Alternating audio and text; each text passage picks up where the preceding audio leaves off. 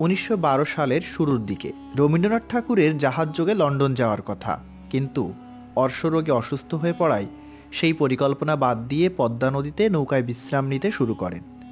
এই সময় তিনি তার গীতাঞ্জলি কাব্যগ্রন্থ থেকে কিছু কবিতা সহজ ইংরেজিতে অনুবাদ শুরু করেন।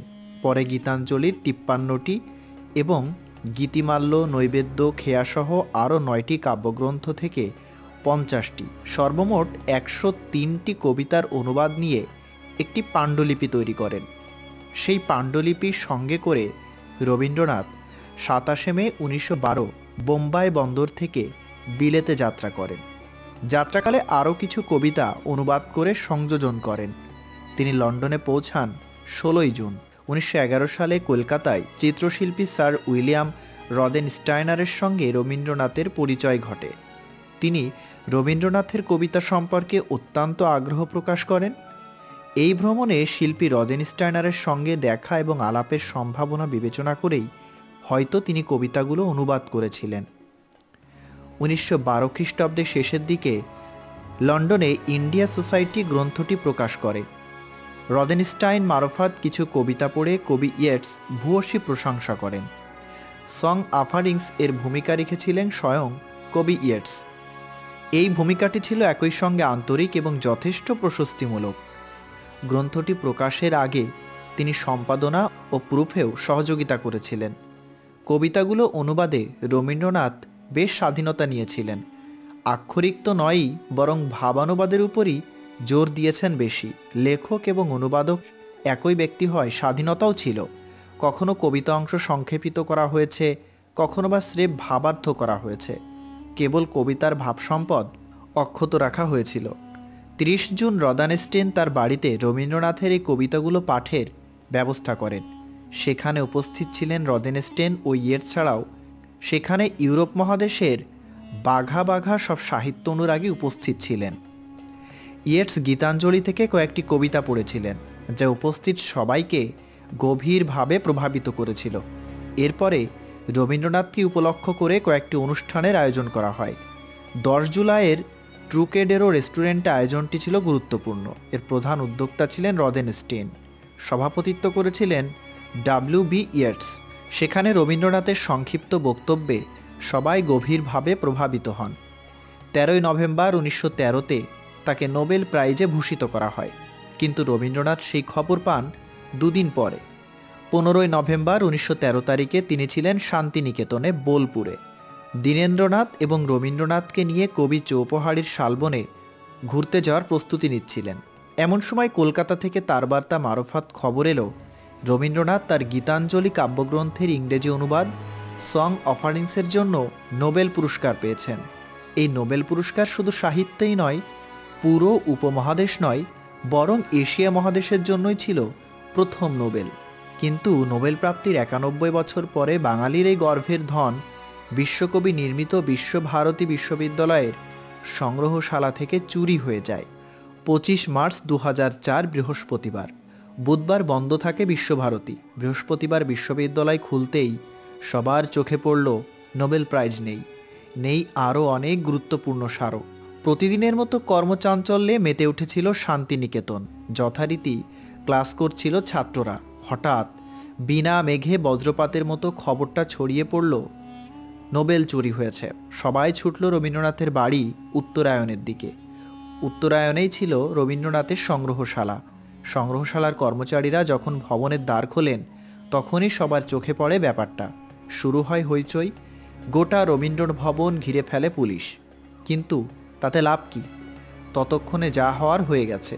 চুরি হয়ে গেছে নোবেল পুরস্কারের পদক, ওম লেখা সোনার আংটি, রবীন্দ্রনাথের প্রিয় সোনার পকেট ঘড়ি, জামার সোনার বোতাম, কাফলিঙ্ক, মৃণালিনী দেবীর বালুচরি শাড়ি, সোনা বাঁধানো নোয়া, রূপোর রেকাবি, রূপোর কফি কাপ, সামুরাই তরবারি, কফি কাপ রাখার তেপায়া, চৈনিক চামচ, কোবে শহর থেকে পাওয়া হাতির দাঁতের ঝাঁপিসহ আরও 37টি মহামূল্যবান স্মারক।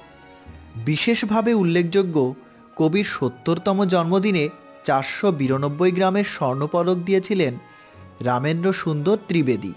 ফলকটির ডিজাইন করেছিলেন নন্দলাল বসু, লিখেছিলেন শরৎচন্দ্র চট্টোপাধ্যায়। কলকাতা বিশ্ববিদ্যালয়ের উপাচার্য আশুতোষ মুখার্জির মেয়ে কমলা দেবীর নামে ছিল স্বর্ণপদক। সামুরাই তরবারিটি রবীন্দ্রনাথের ভাইপো সুরেন্দ্রনাথকে দিয়েছিলেন জাপানি শিল্পী কাকুজাও কাকুরা।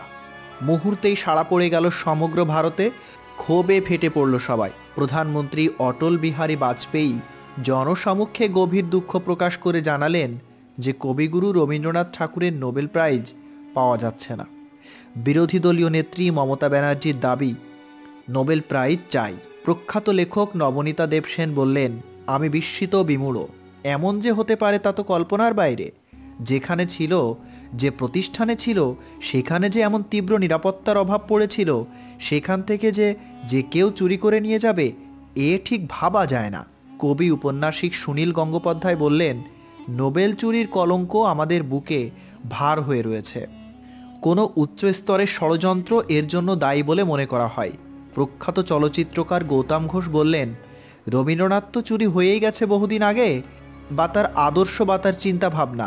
নোবেল পদকটা তো একটি প্রতীক, কিন্তু কোথায় গেল রবীন্দ্রনাথ আর তার চিন্তাভাবনা, তার আদর্শ?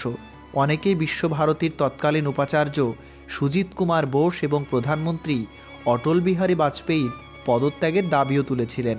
কবি শঙ্খ ঘোষ এই ঘটনাকে জাতীয় সর্বনাশের অভিধা দিলেন। অমর্ত্য সেন, মহাশ্বেতা দেবী ক্ষোভ প্রকাশ করলেন এবং অবিলম্বে উদ্ধারের দাবি জানান।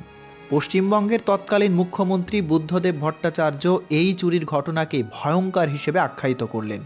তিনি বললেন, আমরা অবশ্যই এই কালপ্রিটদের গ্রেপ্তার করে নোবেল প্রাইজ ফেরত আনব, তা যে কোনো মূল্যেই হোক।